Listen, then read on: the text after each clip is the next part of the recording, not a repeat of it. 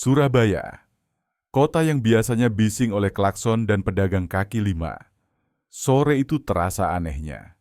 Langit mendung, tapi hujan belum turun. Halaman depan Polrestabes sudah mulai sepi. Petugas jaga tinggal beberapa orang. Dan di tengah suasana datar itu, masuklah seorang perempuan tua, berkerudung coklat kusam, langkahnya pelan, matanya merah seperti sudah berhari-hari tidak tidur. Namanya Sulastri, usianya lewat 60, tapi wajahnya lebih tua dari itu. Kerutannya bukan kerutan karena umur, tapi karena cemas. Tangan kirinya memeluk tas kain yang sudah pudar, tangan kanannya sedikit gemetar. Dia berhenti sebentar di depan loket, menarik napas panjang. Lalu berkata pelan, "Pak, saya mau lapor anak saya hilang." Nada suaranya bukan nada orang panik mendadak. Ini nada orang yang sudah menahan, menunggu, berharap anaknya pulang. Tapi akhirnya harus menerima kenyataan pahit. Tidak ada yang pulang. Petugas piket sempat menatap jam. Orang hilang jam segini, tapi ia tetap mempersilakan masuk. Di ruangan tamu kecil itu, Sulastri bercerita, pelan, terputus-putus, kadang harus berhenti karena tenggorokannya kering. Dia namanya Rani Wijayanti, Pak. 32 tahun, kerja di Surabaya, sudah sebulan. Dia tidak telepon saya, biasanya 2 kali seminggu dia tanya, "Bu, di Lamongan sehat?" Sekarang tidak ada, saya telepon mati. Saya tanya suaminya, jawabannya beda-beda. Petugas mencatat, lalu membawa Sulastri ke ruangan yang lebih dalam. Di sanalah Kompol Arman Putra, Kasat Reskrim menemui langsung. Arman bukan polisi baru. Dia tahu, laporan orang hilang itu ada yang memang hilang. Ada yang kabur ikut pacar. Ada yang sebenarnya cuma bertengkar sama keluarga. Tapi dari mata Sulastri, dia tahu ini beda. "Bu, diceritakan dari awal ya. Terakhir Ibu komunikasi dengan Mbak Rani kapan?" Sulastri menatap lantai, mencoba mengingat. "Awal September, Pak. Tanggal pastinya saya lupa. Tapi dia bilang tokonya sedikit sepi, suaminya lembur, anaknya lagi batuk. Biasa keluhan ibu-ibu. Tapi dia tetap ceria. Dia tidak pernah bilang mau pergi. Dia tidak pernah bilang mau pisah dari suami. Tahu-tahu hilang." Suaminya bilang apa? Awalnya dibilang, "Rani lagi ngambek. Katanya mereka bertengkar, anak saya nginep di rumah temannya. Saya tunggu. Seminggu? 2 minggu? Kok tidak pulang? Saya telepon lagi, menantu saya bilang, 'Rani ke Jakarta, Bu. Dia capek di Surabaya.' Tapi Pak, kalau orang ke Jakarta, masak tidak telepon ibunya, masak tidak pamit bawa pakaian, masak ATM-nya ditinggal di saya. Saya ini ibunya, Pak." Rasa saya bilang, "Anak saya tidak pergi, anak saya sudah kenapa-kenapa." Kalimat terakhir itu diucapkan sangat pelan, hampir seperti takut mendengarnya sendiri. Arman mengangguk. "Baik, Bu, kami catat sebagai orang hilang. Tapi kami juga perlu keterangan dari suami Almar. Suami Mbak Rani ya, biar jelas." Nama suami itu Adi Prasetyo. Umurnya 35, alamat di Surabaya Barat. Pekerjaan, staf teknis di Krematorium Dharma Sejahtera, tempat pembakaran jenazah milik yayasan yang cukup besar di kota itu. Pekerjaan semacam itu tidak banyak orang sanggup. Jam kerja bisa malam, harus tenang, harus teliti. Dan pekerjaan itu, tanpa ia sadari, nanti akan jadi pusat dari seluruh tragedi ini. Adi datang ke Polres sore keesokan harinya. Penampilannya rapi. Kemeja putih, celana bahan gelap, rambut disisir ke samping. Dari luar, ini suami yang ditinggal istri. Wajahnya dibuat sayu, mata sedikit merah. Dan yang paling penting, dia terlihat siap bercerita. "Silakan duduk Mas Adi," kata Arman. "Kami dapat laporan dari ibu mertua Mas bahwa istri Mas sudah sebulan tidak bisa dihubungi. Mas bisa jelaskan dari awal?" Adi menghela napas panjang. "Iya Pak, saya juga pusing soal ini. Istri saya namanya Rani. Dia orangnya gampang capek, gampang kepikiran. Belakangan ini dia tidak suka dengan pekerjaan saya. Dia bilang, kerja di krematorium itu berat, angker, kata dia. Dia percaya hal-hal begitu. Katanya tiap saya pulang, rumah jadi berat. Anak kami gampang sakit.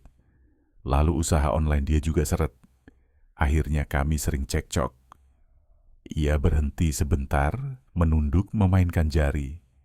Dari cara bicaranya, jelas ia sudah menyiapkan cerita ini. Puncaknya tanggal 9 malam, Pak. Hari itu dia marah besar. Dia bilang Surabaya bikin dia sesak. Dia mau ke Jakarta, mau mulai hidup baru. Saya sudah larang, tapi dia ngotot. Jam 11 malam dia ambil tas kecil, bawa beberapa baju, terus pergi. Saya kira dia ke rumah temannya dulu. Ternyata tidak pulang-pulang. Mas, ada komunikasi lagi setelah itu? Ada, Pak. Ini saya bawa HP saya. WA dia sebelum pergi memang sudah seperti orang capek. Nih, tanggal 6. Aku capek sama hidup begini. Tanggal 7, kadang aku pengen buang semuanya dan pergi. Terus tanggal 9 sore, nanti malam kita harus ngomong serius, aku nggak kuat. Jadi, kalau dia pergi, jujur saya tidak kaget. Adi menyerahkan ponsel. Pesan-pesan itu memang ada, tertulis dari nomor Rani. Tulisannya terdengar putus asa, agak melodramatis, sangat cocok dengan skenario, istri tertekan, bertengkar, pergi. Di titik ini, kalau polisi malas, kasus ini bisa langsung ditutup sebagai perempuan dewasa, pergi atas kemauan sendiri. Tapi ada beberapa hal yang mengganggu. Rani dikenal tetangga sebagai orang yang rajin ke rumah ibu kalau libur. Rani punya anak 4 tahun. Perempuan seperti itu jarang benar-benar pergi tanpa kabar. Rekening Rani nihil transaksi keluar kota. Dan yang paling tajam, perasaan seorang ibu. Karena itu, Arman tidak langsung menutup. Ia kirimkan tim kecil ke terminal Bungurasi, ke stasiun, ke beberapa agen travel jurusan Jakarta. Foto Rani dibawa. Hasilnya, tidak ada yang mengenali. CCTV di beberapa lokasi juga tidak menampilkan Rani malam itu. Laporan itu kembali ke meja Arman. Di saat yang sama, ia juga menerima laporan dari anggota yang mendatangi lingkungan rumah Rani. Tetangga bilang, akhir-akhir ini sering dengar mereka ribut, Pak. Ada yang bilang, suaminya itu kerjanya di tempat bakar mayat ya, Pak. Istrinya nggak suka. Semua komentar itu justru menguatkan cerita Adi, bukan melemahkan. Jadi di atas kertas, cerita Adi masih aman. Tetap saja, ada yang janggal. Janggal yang pertama, mengapa setelah sebulan, Adi sudah terlihat normal lagi? Biasanya suami yang ditinggal istri tanpa kabar itu kelihatan panik, suka ke Polres sendiri, suka upload pengumuman di medsos. Adi tidak. Ia hanya menjawab kalau ditanya. Janggal yang kedua, ibu mertua lebih gelisah daripada dia. Janggal yang ketiga, pekerjaan Adi memberi dia akses penuh ke tempat yang bisa menghilangkan tubuh manusia tanpa meninggalkan jejak. Di malam yang sama, di ruang kecil di belakang, Bribtu Dimas sudah mulai mengutak-atik. Ia melihat log media sosial Rani. FB hilang, IG hilang, WA nonaktif, bukan ditinggal, tapi lebih mirip dihapus. Dan itu bukan pola orang yang pergi membawa perasaan. Itu pola seseorang yang dihilangkan. Dimas masuk ke ruangan Arman, membawa laptop. Komandan, kalau boleh saran, ini jangan ditutup dulu. Banyak korban KDRT dan pembunuhan rumah tangga di kota-kota besar yang awalnya dilaporkan pergi dengan sukarela. Polanya mirip. Suami ceritanya rapi, keluarga curiganya tinggi. Cuma bedanya, suami-suami itu tidak kerja di krematorium. Arman menatap layar, lalu menatap kembali berkas laporan. Di halaman pertama tertulis, pelapor, Sulastri, 62, ibu kandung korban. Dugaan awal, anak tidak dapat dihubungi. Ia teringat wajah ibu tua itu memeluk foto anaknya. Ia menutup berkas itu pelan dan berkata, "Oke, kita anggap ini bukan orang dewasa yang lagi ngambek. Kita anggap ini kasus orang hilang tidak wajar. Kita ulang semua, Tapi diam-diam, saya mau tahu, malam itu Adi sebenarnya kemana? Kisah ini dimulai dari seorang ibu yang merasa ada yang tidak beres. Dan dari pekerjaan seorang suami di tempat paling panas di Surabaya. Yang belum mereka tahu adalah jalur menuju kebenaran akan lewat ribuan jam CCTV, satu selimut tebal, dan seorang perempuan ketiga yang nanti lidahnya tidak kuat menahan rahasia. Malam itu, di ruang kecil penuh layar monitor, suasana kantor Polrestabes Surabaya terasa ganjil. Hujan baru saja reda, tapi udara masih pengap. Lembab, seperti menyimpan sesuatu yang belum tuntas. Bribtu Dimas Alfarizi, anggota termuda di tim siber, masih duduk di depan laptopnya. Di layar, jejak digital milik Rani Wijayanti terpampang. Kosong, bersih, seolah perempuan itu tidak pernah ada. Facebook dihapus permanen. Instagram dihapus juga. WhatsApp tidak hanya nonaktif, tapi logout dari semua perangkat. Gumam Dimas pelan. Kalau ini kerjaan korban, kenapa serapi ini? Dia meneguk kopi dingin, menatap kosong ke layar, lalu membuka folder baru. Data perbankan, transaksi e-wallet, tagihan listrik. Semuanya diam. Tidak ada satupun aktivitas sejak awal Oktober. Gila, katanya pelan. Kalau dia benar ke Jakarta, pasti minimal isi saldo, pesan tiket, bayar sewa kos. Ini mati total. Pagi berikutnya, Dimas masuk ke ruangan Kompol Arman Putra membawa laporan setebal 2 jari. Arman baru menyalakan rokok saat Dimas berkata lirih, "Pak, ini bukan kasus orang hilang biasa." Arman mendengarkan tanpa menyela. Dimas memutar layar laptop ke arahnya. "Jejaknya bersih, Pak, tapi terlalu bersih. Semua akun sosial dihapus bersamaan tanggal 10 Oktober jam 20.14 dini hari. Saya cek IP-nya, bukan dari HP korban. IP itu berasal dari jaringan kantor krematorium tempat suaminya kerja." Arman mendongak perlahan. Asap rokok melayang pelan di udara. "Jadi kamu mau bilang, suaminya yang hapus semua akun itu?" Dimas mengangguk. "Atau seseorang yang tahu passwordnya. Tapi hanya satu orang yang mungkin tahu, Adi Prasetyo." Hening panjang. Arman mematikan rokoknya di asbak logam. "Baik, kita buka lagi berkasnya. Tapi diam-diam, jangan sampai orang itu tahu kita curiga." 3 hari kemudian, 2 anggota berpakaian sipil datang ke krematorium Dharma Sejahtera. Mereka tidak membawa surat tugas resmi, hanya berpura-pura sebagai keluarga yang ingin mengurus abu kerabat. Salah satu dari mereka perempuan muda bernama Bribda Maya yang sengaja memancing obrolan ringan dengan pegawai-pegawai di sana. "Kerjanya di sini capek enggak, Mbak?" tanya Maya sambil tersenyum ramah pada seorang staf kebersihan. Perempuan tua itu tertawa kecil. "Capek sih capek, tapi sudah biasa, Nak. Yang penting kuat mental, kalau enggak bisa mimpi terus malamnya." "Wah iya, tapi katanya di sini orang-orangnya kompak ya?"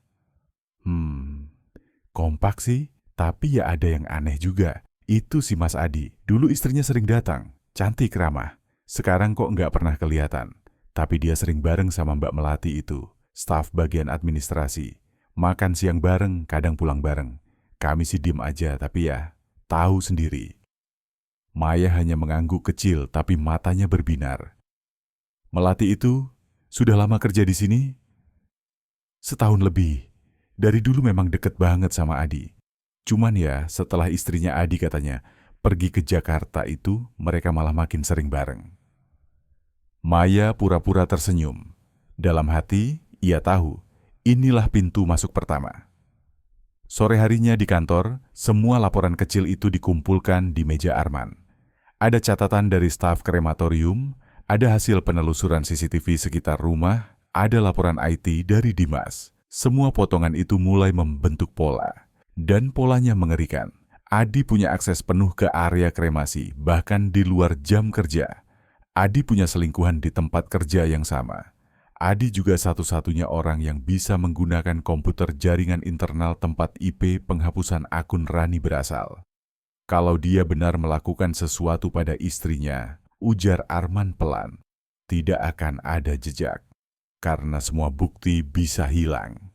Di tempat kerjanya sendiri, Dimas menatapnya serius. Pak, saya yakin dia bukan cuma menyembunyikan, dia menghapus. Secara fisik, secara digital, semuanya. Beberapa hari berikutnya, polisi mulai mengamati diam-diam. Tidak ada surat panggilan, tidak ada berita di media. Mereka hanya mengikuti rutinitas Adi dari jauh. Dari catatan yang dikumpulkan, Adi tampak seperti pria biasa. Berangkat pukul 8 pagi, pulang sore, belanja di minimarket, bahkan beberapa kali terlihat mengantar seorang perempuan, Melati Anggraini, dengan motornya. Tapi yang menarik adalah malam-malam tertentu, Adi tidak langsung pulang. Kadang motornya terlihat berhenti di gang belakang dekat krematorium. Ia duduk lama di atas motor, merokok, menatap kosong. Seolah ada sesuatu yang masih berputar di kepalanya. Dimas menulis di laporan, perilaku pasca kejadian menunjukkan campuran tenang dan waspada. Seperti orang yang tahu dirinya aman, tapi juga takut semua runtuh. Suatu malam, sekitar 2 minggu setelah penyelidikan diam-diam dimulai, Arman dan Dimas duduk di ruang briefing. Dimas membuka peta digital kota Surabaya di layar besar. Pak, ini rute rumah Adi ke tempat kerja. Jaraknya 10 kilometer. Kalau dia benar membawa sesuatu dari rumah ke krematorium malam itu, dia pasti lewat salah satu jalur ini. Ia menunjuk 3 jalur utama dan beberapa jalan tikus. Kita punya ratusan CCTV di sepanjang jalur, tapi masalahnya datanya sudah sebulan lewat. Banyak yang otomatis terhapus. Jadi kita harus minta ke setiap toko, bengkel, rumah warga yang masih nyimpan rekaman manual. Arman memijat pelipisnya. Kamu tahu itu kerja sebulan? Dimas mengangguk. Tapi hanya itu cara untuk menemukan jejak fisik. Karena kalau benar dia membakar tubuh istrinya di krematorium, semua bukti biologis sudah lenyap. Ruangan hening cukup lama. Hanya suara AC berdengung. Lalu Arman berkata pelan, "Baik, kita coba cari jarum di jerami itu." Operasi penyapuan kamera dimulai. 10 anggota dibagi shift, memeriksa rekaman dari toko, SPBU, pabrik kecil, bahkan rumah warga di sepanjang jalur yang mungkin dilewati Adi. Jam demi jam mereka tonton. Ada yang menatap layar sampai matanya merah. Ada yang hampir tertidur di kursi. Tapi Arman terus datang setiap malam, memeriksa hasilnya sendiri. Hari pertama, nihil. Hari kedua, nihil. Hari ketiga, masih nihil. Semangat mulai turun. Beberapa anggota mulai bilang pelan, "Pak, mungkin dia nggak bawa apa-apa malam itu. Mungkin benar istrinya kabur." Tapi Dimas menolak. "Tidak, Pak. Orang ini terlalu tenang. Kalau dia benar ditinggal istri, pasti dia sudah bikin drama. Cari simpati. Dia nggak lakukan itu. Dia yakin dirinya aman. Dan orang yang yakin dirinya aman adalah orang yang tahu sesuatu sudah dikubur dalam-dalam." Arman hanya menjawab singkat, "Lanjutkan." Sampai akhirnya malam keempat, sekitar pukul 11, suara kecil terdengar dari ujung ruangan. "Pak, ini kayaknya..." "Lihat deh." Semua menoleh. Di salah satu layar, tampak rekaman hitam putih dari kamera keamanan milik gudang pengolahan kopi di jalan belakang krematorium. Tanggalnya, 10 Oktober 2022, pukul 03.05. Kualitasnya buruk tapi cukup jelas untuk membuat jantung semua orang berdetak cepat. Sebuah mobil hatchback silver, mirip milik Adi, berhenti di depan pagar belakang krematorium. Pintu sopir terbuka. Seseorang turun, melihat ke kiri kanan dengan gerakan gugup. Lalu membuka bagasi dan menarik keluar sebuah bungkusan besar. Panjang, tebal, ditarik dengan susah payah. Dalam rekaman buram itu, bentuk bungkusan terlihat seperti tubuh manusia dibalut kain tebal. Orang itu menariknya pelan-pelan melewati pagar, lalu menghilang di balik bangunan. Rekaman berhenti. Hening. Seluruh ruangan mendadak terasa sempit. Dimas menatap layar tanpa berkedip. "Itu dia," bisiknya. "Itu dia, Pak. itu mobilnya, itu posturnya. Dan itu jam 3 pagi? Arman berdiri, wajahnya tegang tapi matanya tajam. Simpan backupnya, gandakan 3 salinan, tidak boleh bocor ke media. Mulai sekarang, ini bukan kasus orang hilang, ini kasus pembunuhan. Keesokan harinya, rapat kecil digelar di ruang tertutup. Hanya 4 orang hadir, Arman, Dimas, 2 penyidik senior. Di meja ada berkas, foto dan video dari CCTV. Arman membuka rapat dengan nada berat. Teman-teman, kita punya gambaran besar, tapi belum punya bukti langsung bahwa itu jenazah. Kita tidak bisa sergap Adi sekarang. Kalau kita salah langkah, dia bisa bersih-bersih semua bukti tersisa. Salah satu penyidik bertanya pelan, "Lalu target pertama siapa, Pak?" Arman menatap foto seorang perempuan muda dengan seragam krematorium. Rambut hitam dikuncir, senyum samar. Kita tidak bisa jatuhkan benteng dari depan. Kita harus mulai dari dinding yang paling rapuh. Nama target, Melati Anggraini. Ruang rapat sunyi. Semua tahu apa artinya. Jebakan psikologis akan dimulai. Sementara itu, di luar kantor polisi, kota Surabaya tetap hidup seperti biasa. Lampu jalan menyala, truk lewat, suara azan subuh bergema di kejauhan. Tak seorang pun tahu bahwa di salah satu gedung tua dekat jalan raya, polisi sedang menyiapkan operasi senyap. Operasi yang akan membuka rahasia paling gelap dari sebuah rumah tangga yang di luar tampak damai. Dan dari jauh, kamera CCTV yang sama masih berdiri di tiang besi, menghadap ke pagar belakang krematorium itu. Tempat di mana kebenaran akhirnya mulai bersuara melalui piksel hitam putih yang nyaris tak terlihat mata manusia. Hujan turun tipis malam itu. Pelan, tapi cukup untuk membuat aspal di halaman Polres mengilap seperti cermin. Di ruang kendali kecil, cahaya dari puluhan monitor menari di wajah para penyidik yang sudah berminggu-minggu tidak tidur cukup. Di layar paling tengah, gambar hitam putih dari kamera gudang kopi terus diputar ulang berkali-kali. Setiap kali berhenti di detik yang sama, detik di mana seseorang menyeret bungkusan besar melewati pagar belakang krematorium. Tidak salah lagi, gumam Kompol Arman Putra sambil menatap layar. Posturnya, gaya jalannya semuanya cocok. Itu Adi.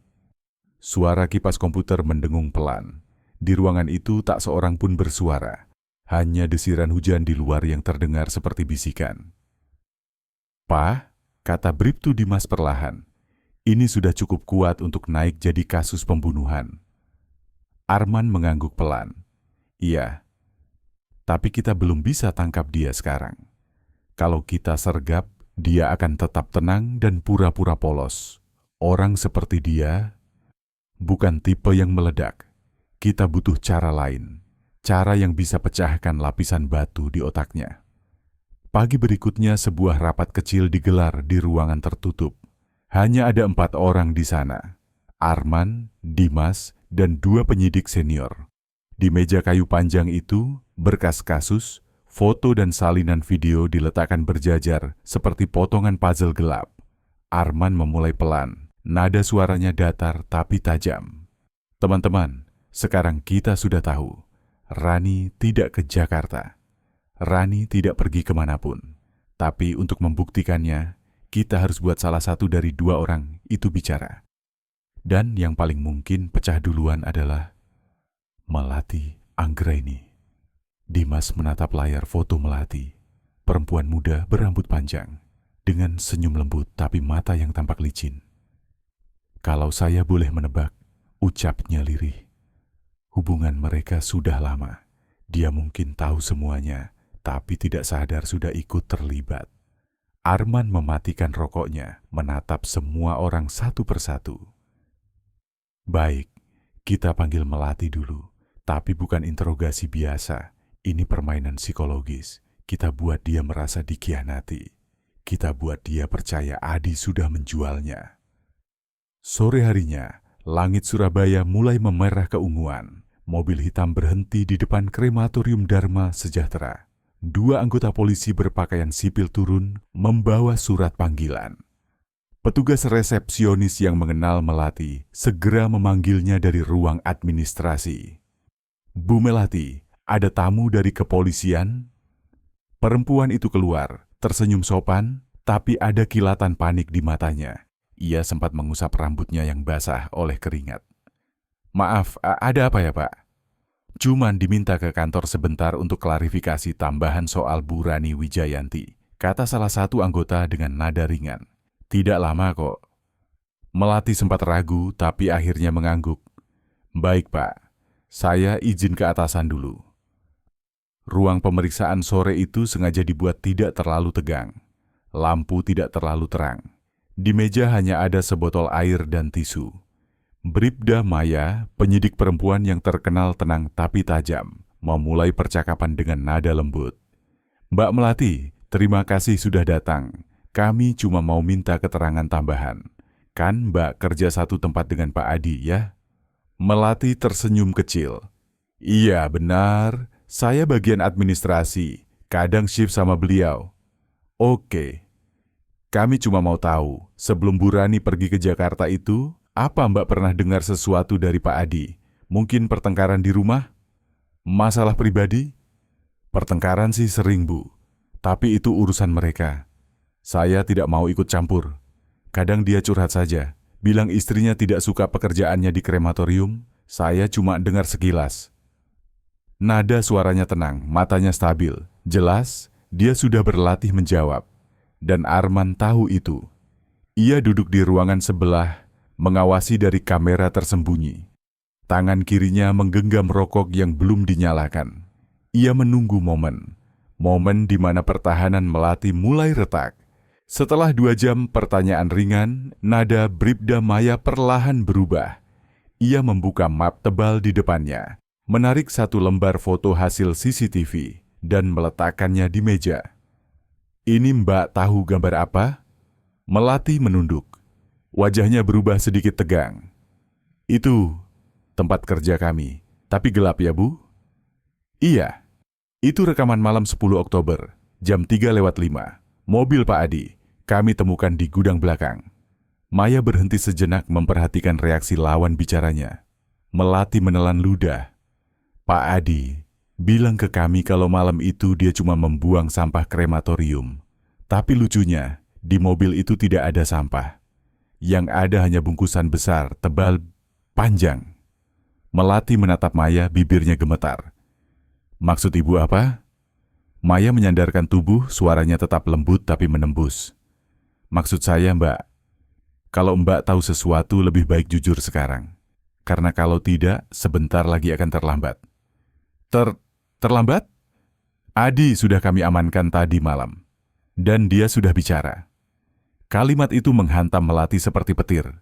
Dia membeku, pupilnya membesar, tangannya gemetar di atas meja. "Bicara? Apa maksud Ibu? Dia ngomong apa?" Maya menatap lurus ke matanya. "Dia bilang ide menghabisi Rani berasal dari Mbak. Dia bilang Mbak yang suruh. Mbak yang kasih obat tidur supaya Rani pingsan. Dia bilang Mbak cemburu. Mbak mau hidup baru sama dia. Itu kata dia." Tidak, itu bohong," teriak Melati. Air mata langsung mengalir. "Saya tidak pernah nyuruh dia. Saya cuman..." Kalimatnya terputus. Nafasnya tersengal. Ia mencoba menenangkan diri, tapi tubuhnya mulai bergetar hebat. Maya membiarkannya beberapa detik, lalu mendekat menurunkan suara. "Kalau Mbak mau kami percaya, ceritakan semuanya. Dari awal." Beberapa menit pertama, Melati hanya menangis. Tapi perlahan, suaranya mulai keluar di sela isak. "Dia yang datang ke saya, Bu. Waktu itu sekitar seminggu sebelum Rani hilang. Dia bilang dia capek hidup dengan istrinya. Katanya istrinya selalu marah, selalu curiga, tidak pernah menghargai. Saya bodoh, Bu. Saya percaya kata-katanya." Tangannya meremas tisu sampai hancur. Dia bilang mau buat Rani pergi tanpa ribut, biar semua orang pikir dia kabur. Saya tanya gimana caranya. Dia cuma bilang, "Bantu aku cari obat tidur cair yang kuat." Saya tidak tanya untuk apa. Saya kira cuma biar istrinya tidur, biar dia bisa ambil HP-nya buat pura-pura chat. Saya benar-benar tidak tahu kalau dia mau membunuh. Maya menatapnya lama lalu bertanya pelan, "Mbak belikan obat itu?" Melati mengangguk pelan. "Saya pesankan lewat teman apotek. Saya kasih ke dia 2 hari sebelum itu. Saya pikir saya cuma bantu orang yang saya sayang." Kalimatnya menggantung. Hening panjang memenuhi ruangan. Di ruangan sebelah, Arman menatap layar monitor tanpa berkedip. Ia tahu, ini pengakuan emas. Mungkin tidak langsung membuktikan pembunuhan, tapi cukup untuk membangun kembali rantai sebab akibat dari malam 9 Oktober itu. 1 jam kemudian, saat pemeriksaan selesai, Melati dibawa keluar ruangan dengan wajah kosong. Ia tidak tahu bahwa seluruh pengakuannya sudah direkam, disimpan, dan siap dijadikan alat pemecah benteng terakhir Adi Prasetyo. Arman mematikan layar, berdiri pelan. "Besok kita panggil Adi lagi. Tapi kali ini, dia tidak akan sempat menyiapkan cerita." Keesokan harinya, langit mendung pekat menggantung di atas halaman Polrestabes. Pukul 9 pagi, Adi datang seperti biasa, dengan kemeja bersih dan ekspresi datar.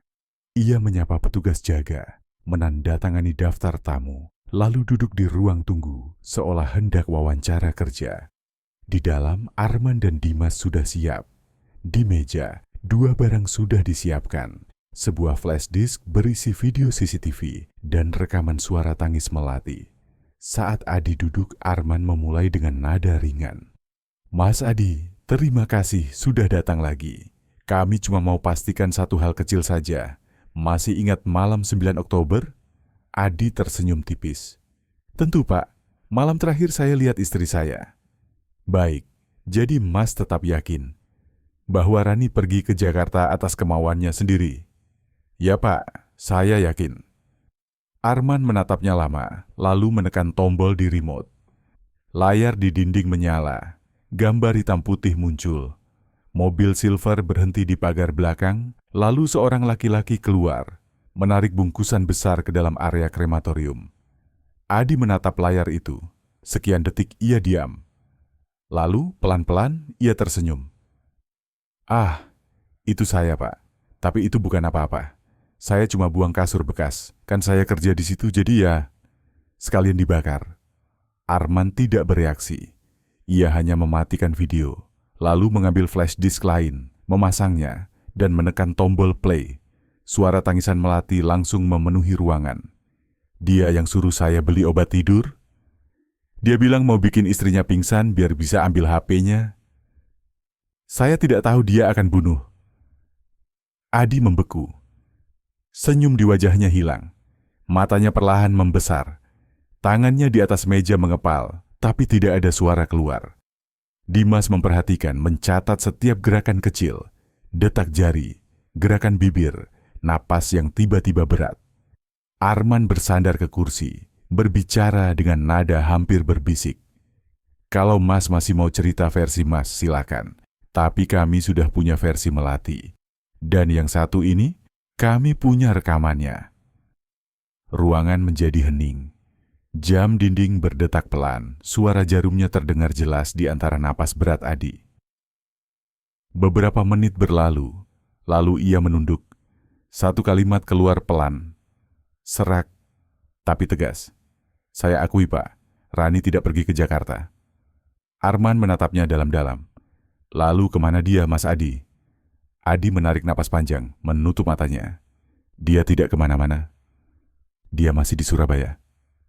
Tapi tidak ada yang bisa menemukannya lagi." Suara itu pelan, tapi cukup untuk membuat bulu kuduk semua orang berdiri. Arman memejamkan mata sejenak. Bukan karena lega, tapi karena tahu, setelah ini, yang akan keluar dari mulut lelaki itu, bukan sekadar pengakuan, tapi cerita paling dingin yang pernah mereka dengar dari seorang manusia. Ruang pemeriksaan itu tiba-tiba terasa lebih dingin, seolah udara di dalamnya ikut menahan napas. Setelah kalimat terakhir keluar dari mulut Adi, tak ada yang langsung bicara.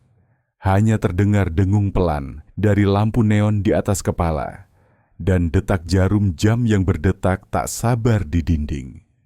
Kompol Arman menatapnya lama, Wajah yang tadinya tenang kini terlihat seperti tembok retak, menyisakan celah kecil di mana kebenaran mulai merembes keluar. Akhirnya Arman meletakkan bolpennya, bersandar ke kursi dan berkata pelan, "Mas Adi, ceritakan semuanya dari awal. Malam itu, apa yang sebenarnya terjadi?" Adi diam beberapa detik, matanya kosong.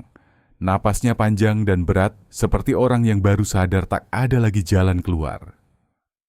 Lalu ia bicara, pelan, rapi, dan menyeramkan karena tanpa emosi. Malam 9 Oktober itu, Rani pulang sekitar jam 9. Saya masih di ruang tamu, nyusun laporan dari kantor. Dia langsung marah. Katanya saya lebih peduli sama kerjaan daripada keluarga. Kami ribut lagi. Seperti biasa. Dia bilang mau bawa anak pergi ke rumah ibunya. Saya tahan. Saya bilang jangan malam-malam. Dia lempar gelas ke dinding. Pecah. Adi berhenti sejenak menatap meja. Tangannya yang dingin kini saling menggenggam. Seperti mencoba mengingat posisi bantal yang dulu ia tekan. "Saya sudah rencanakan ini, Pak," katanya lirih. "Saya sudah beli obat tidur cair yang dikasih Melati 2 hari sebelumnya. Saya campur di minuman madu yang biasa Rani minum sebelum tidur. Waktu saya sodorkan gelas itu, dia masih marah. Tapi karena capek, akhirnya diminum juga." Ia menarik napas panjang. Saya tunggu. 15 menit kemudian dia mulai bicara aneh. "Aku ngantuk banget," katanya. Dia rebah di kasur. Saya duduk di sebelahnya. Dia masih sempat bilang, "Kalau aku pergi, jaga anak kita baik-baik, Di." Setelah itu dia tidur. Adi berhenti lagi. Suaranya kini datar, tapi setiap kata terasa seperti belati. Saya diam hampir 10 menit, dengarkan napasnya pelan. Lalu saya ambil bantal besar dari busa tebal, yang biasa dia pakai kalau sakit kepala. Saya taruh di wajahnya, dan saya tekan. Ruang pemeriksaan sunyi. Tidak ada yang bergerak. Hanya suara Adi yang pelan, terpotong-potong oleh jeda panjang. Awalnya dia tidak sadar. Tapi setelah beberapa detik tubuhnya berontak. Kakinya menendang, tangannya cari udara. Tapi saya terus tekan. Saya harus pastikan selesai. Saya hitung dalam hati. Sampai 100. Setelah itu dia tidak bergerak lagi. Dia berhenti. Tangannya bergetar sedikit. Waktu itu saya pikir saya akan merasa lega, tapi anehnya, yang saya rasakan malah sepi. Tidak ada suara, tidak ada apa-apa, cuma bunyi jam dinding, dan anak saya tidur di kamar sebelah. Dimas menatap lembar catatan di depannya, tapi tidak bisa menulis. Arman juga diam lama, sebelum akhirnya berkata pelan. Lalu setelah itu, Adi menelan ludah, matanya masih kosong. Saya buka selimut, saya telanjangin tubuhnya. Bukan karena nafsu, tapi supaya tidak ada serat kain yang menempel. Saya bungkus dengan terpal biru dan selimut tebal. Saya ikat kuat-kuat pakai tali rafia. Saya simpan di bawah tangga dulu, biar aman dari pandangan anak. Dia berhenti lagi. Saya bersihkan kamar. Saya buang gelas ke tong sampah luar. Saya ganti spray. Setelah itu, saya duduk di kursi dan nulis pesan di HP Rani. Pakai jarinya sendiri yang saya tempel ke sidik jari di layar. Saya kirim beberapa chat ke nomor saya. "Aku capek sama hidup begini. Aku mau ke Jakarta dulu. Jangan cari aku." Saya tahu nanti kalau polisi lihat, mereka akan pikir itu tulisan dia sendiri. Ia tersenyum tipis. Senyum yang tidak semestinya muncul dalam pengakuan semacam itu. Besok paginya saya tetap kerja seperti biasa. Orang-orang di kantor tidak curiga. Saya bahkan sempat sarapan dengan Melati. Arman menunduk menahan emosi. "Mas Adi, apa Melati tahu malam itu?" Adi menggeleng pelan. "Tidak sepenuhnya. Dia pikir saya cuma buat Rani tidur. Saya tidak bilang saya membunuh." Sore harinya ia melanjutkan cerita. 2 hari saya biarkan tubuhnya di bawah tangga. Rumah kami kecil tapi dingin. Saya taruh beberapa kantong kapur barus di sekeliling supaya tidak bau. Anak kami pikir ibunya pergi ke rumah nenek. Saya juga bilang begitu. Lalu malam tanggal 10 Oktober, sekitar jam 3 pagi, saya angkut tubuhnya ke mobil. Saya pakai mobil hatchback saya sendiri. Saya tutupi kaca belakang pakai kain. Biar kalau lewat pos keamanan, orang tidak curiga. Saya bawa ke krematorium lewat jalan belakang. Suaranya mulai bergetar, tapi bukan karena penyesalan, melainkan karena detil yang ia ceritakan begitu teknis, seperti seseorang yang mengingat prosedur kerja. Saya tahu pintu belakang tidak dikunci. Saya kerja di sana sudah lama. Saya punya kunci master. Saya nyalakan satu tungku yang paling besar, yang biasanya dipakai untuk kremasi peti jenazah ukuran XL. Saya atur suhu maksimum. Saya masukkan tubuhnya pelan-pelan. Tidak ada suara karena dia sudah kaku. Saya tutup pintu besi, nyalakan burner gas. Dia berhenti sebentar, menunduk. Suara gas itu keras, Pak. Mungkin 5 menit pertama saya masih bisa dengar detak jantung saya sendiri. Tapi setelah itu, cuma ada suara api. Ruang pemeriksaan kembali hening. Bahkan AC terdengar berdengung terlalu keras. Adi melanjutkan dengan suara datar. Sekitar 2 jam kemudian, saya buka pintu tungku. Tinggal abu dan sisa tulang kecil. Saya ambil dengan sekop besi. Saya taruh di ember logam. Tapi saya tahu masih ada potongan yang belum hancur sempurna. Jadi besok paginya, saya atur jadwal kremasi jenazah lain di tungku yang sama, supaya abu itu bercampur. Saya bahkan ikut bantu aduk abu itu ke wadah abu keluarga yang lain. Tidak ada yang tahu. Semua bercampur. Satu kalimat keluar perlahan dari bibirnya. Datar, nyaris seperti bisikan. Kalau ada yang bawa pulang abu keluarganya minggu itu, mungkin di dalamnya ada sedikit abu rani. Dimas menutup mulutnya. Arman memalingkan wajah sejenak menahan mual. Suasana ruangan berubah menjadi tebal dan gelap. Bukan karena cahaya, tapi karena beban dari kata-kata itu. Setelah beberapa saat, Arman kembali menatap Adi. "Kenapa, Mas? Kenapa harus sejauh itu?" Adi menatap balik.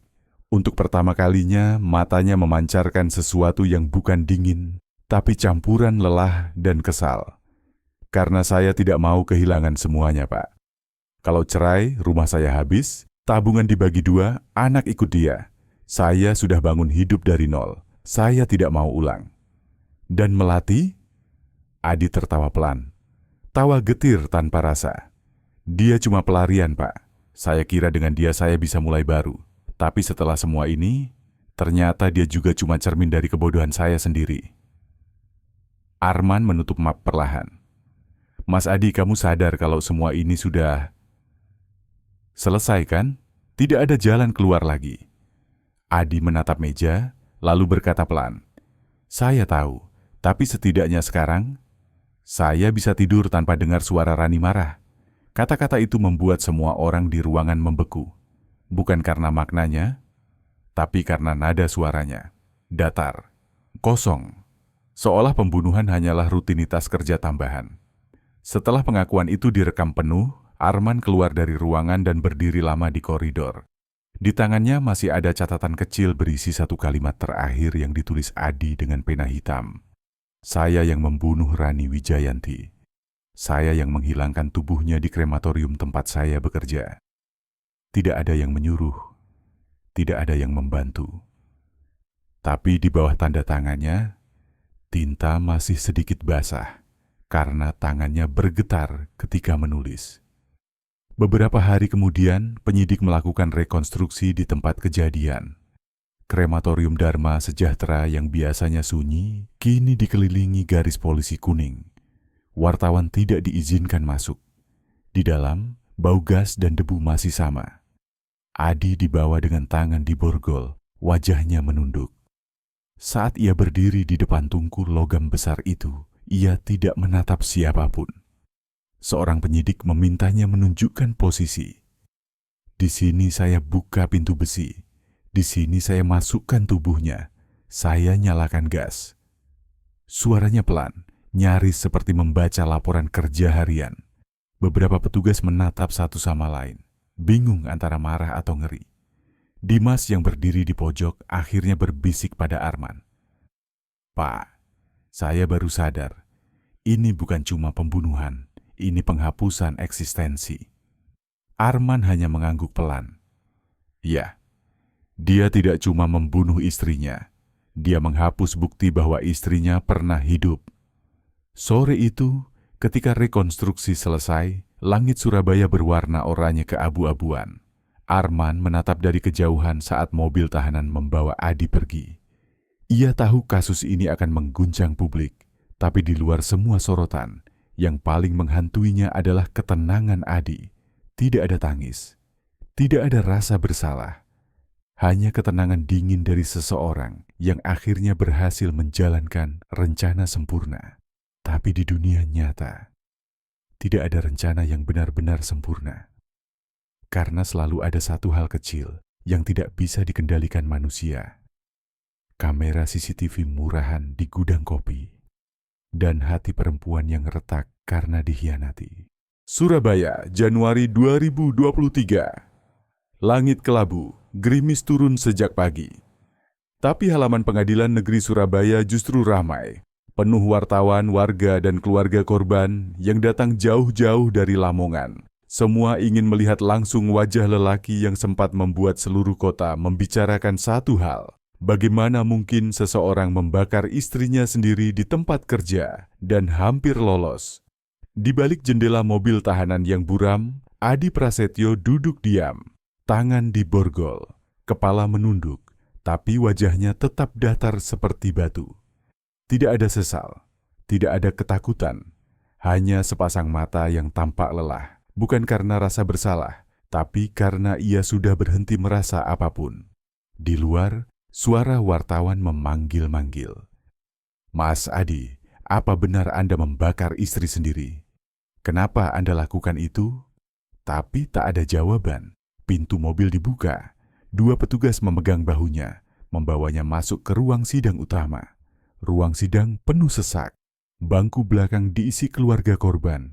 Di baris paling depan, duduk seorang perempuan tua dengan kerudung cokelat lusuh, Ibu Sulastri. Wajahnya tampak lebih tua 10 tahun, sejak pertama kali datang ke Polres membawa laporan kehilangan anaknya.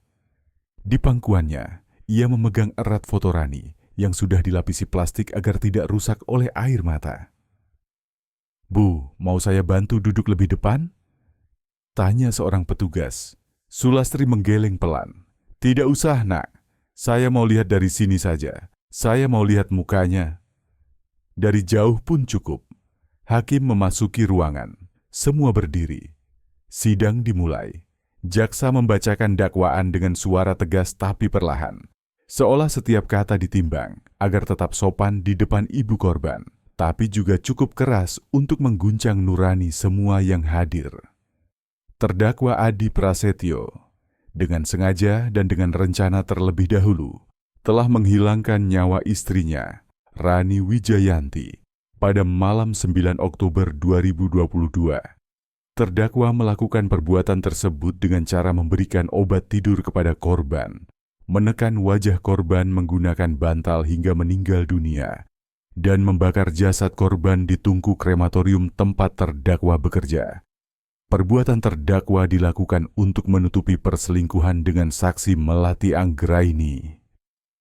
Setiap kalimat terasa seperti pukulan. Sulastri menunduk. Air matanya menetes tanpa suara. Sementara Adi duduk tenang di kursi terdakwa. Matanya menatap lurus ke depan, tanpa ekspresi. Giliran Melati Anggraini dipanggil ke depan sebagai saksi. Langkahnya gontai. Ia memakai baju tahanan perempuan, wajahnya pucat, mata bengkak karena terlalu sering menangis. Begitu melihat Ibu Sulastri, ia langsung menunduk.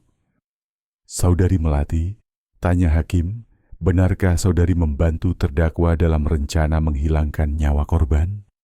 Melati menggigit bibir, suaranya bergetar. Saya tidak tahu kalau dia akan membunuh. Saya hanya kasih obat tidur itu. Saya bodoh yang mulia. Saya pikir dia cuma mau buat istrinya tidur.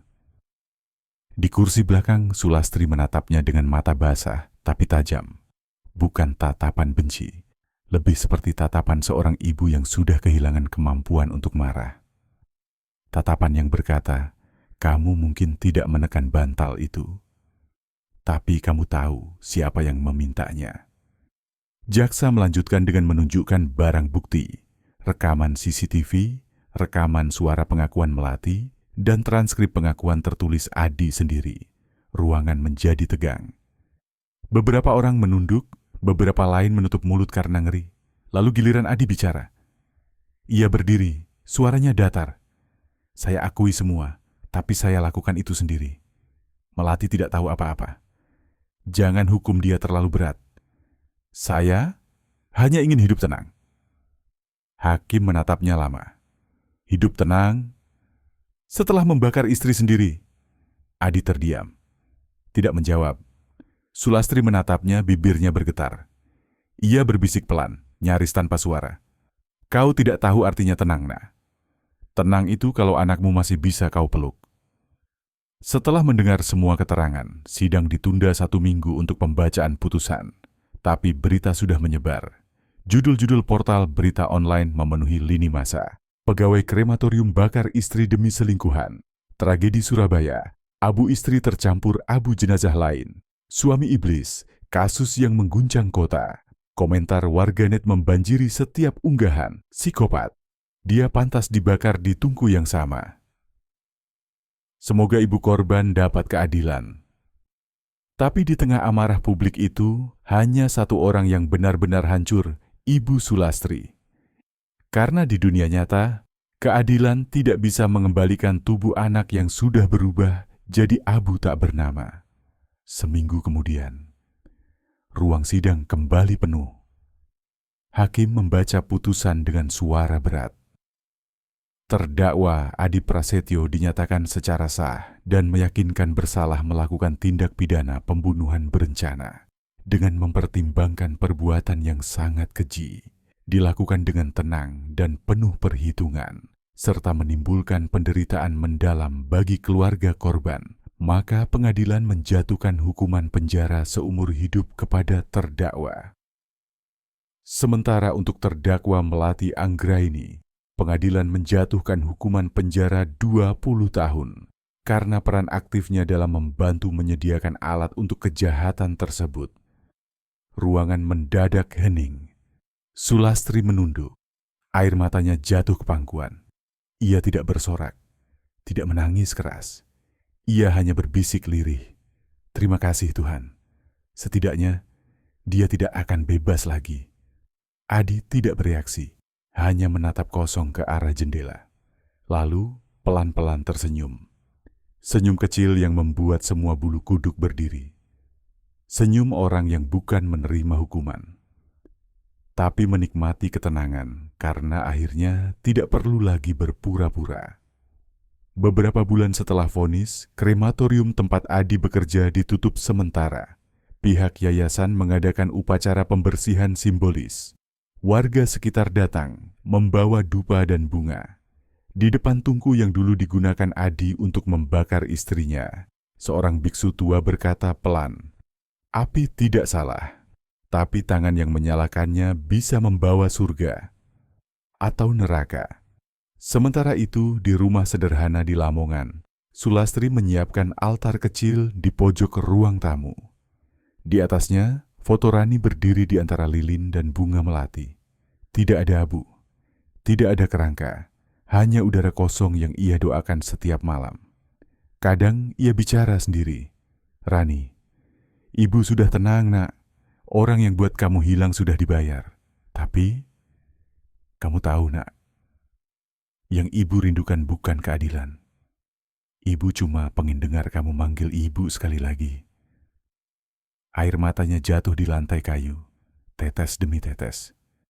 Seperti detik jam yang terus berjalan, meski waktu di rumah itu sudah berhenti sejak Oktober tahun lalu. Kasus ini kemudian dikenal luas sebagai kasus Abu Surabaya. Sebuah tragedi yang membuat masyarakat sadar bahwa kejahatan paling mengerikan kadang tidak meninggalkan darah. Karena yang dibakar bukan tubuh saja, tapi jejak kemanusiaan itu sendiri. Dan setiap kali Arman melewati halaman krematorium lama itu, ia selalu teringat satu hal kecil. Sesuatu yang hanya dia tahu, tapi tidak pernah ia tulis di laporan. Malam sebelum Adi dipindahkan ke lapas Porong, ia sempat berkata pelan saat digiring ke mobil tahanan. "Pak, saya tahu ibu mertuaku benci saya, tapi tolong bilang padanya, Abu Rani tidak hilang semua. Ada sedikit yang saya simpan di kotak besi kecil di bawah lantai kamar kami. Kalau dia mau, suruh dia ambil." Arman tidak tahu apakah itu benar atau hanya cara Adi mencari simpati terakhir. Tapi seminggu kemudian, saat rumah itu diperiksa ulang, petugas memang menemukan kotak besi kecil di bawah papan lantai. Di dalamnya hanya ada segenggam abu halus dan sehelai rambut panjang berwarna coklat. Kotak itu dikembalikan kepada Ibu Sulastri. Ia menerimanya tanpa kata. Hanya menatapnya lama, lalu menutup dengan tangan bergetar. Kalau ini benar rambut Rani, berarti Tuhan masih kasih saya satu hal, bukti bahwa anak saya pernah hidup. Sejak itu, setiap malam Jumat, Ibu Sulastri menyalakan lilin di depan foto anaknya. Tidak pernah lagi menangis, tidak lagi bertanya kenapa. Karena ia tahu, beberapa orang tidak akan pernah menyesal, bahkan sampai mati. Dan di balik tembok penjara Porong, seorang lelaki bernama Adi Prasetyo duduk di selnya, menatap tembok kosong di depan. Di pikirannya, masih terbayang suara api dan bau gas dari tungku malam itu. Kadang ia tersenyum kecil, kadang hanya menatap jauh. Tapi ada malam-malam tertentu, di mana ia tiba-tiba terbangun karena merasa seseorang berdiri di ujung ranjang besi. Suara perempuan yang ia kenal sangat baik berbisik pelan di telinganya. "Aku belum pergi kemana-mana, Di. Aku masih di sini."